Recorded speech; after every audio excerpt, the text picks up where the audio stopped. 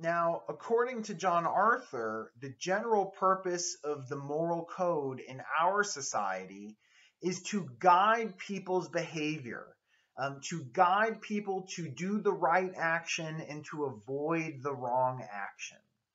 So that is to say that any moral rule that is going to be a good moral rule, an adequate moral rule, needs to actually do this. It needs to work. This is what he means when he says that a good moral rule, a proper moral rule, needs to be practical. It needs to actually work.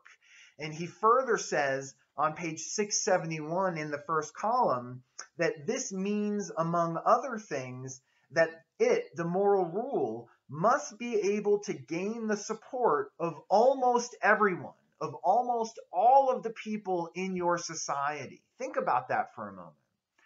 If a moral rule fails to gain support from the members of society, if people in society are not actually realistically willing to follow a particular moral rule, is that a proper moral rule? Is that an adequate moral rule if people are not willing to follow it?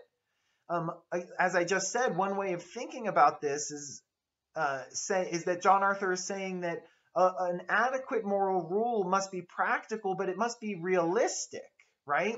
It must be realistic in the sense that it must be able to actually gain support from almost everyone, from the majority of the population. Because if most people are not willing to follow a particular moral rule, then that moral rule is not really of much use, right? It's not going to generate the consequences that you want it to, because people aren't actually going to follow it.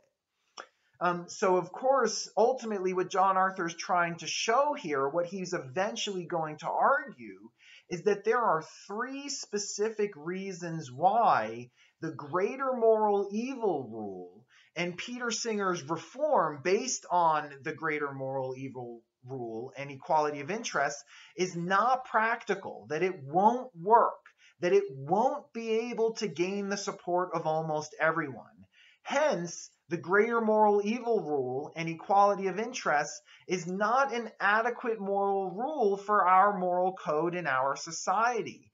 We can maintain equality of interest in the way that we do right now, but we should not reform our moral code so that the greater moral evil rule becomes dominant, because it won't be practical. People won't actually follow this moral rule. And there are three reasons why.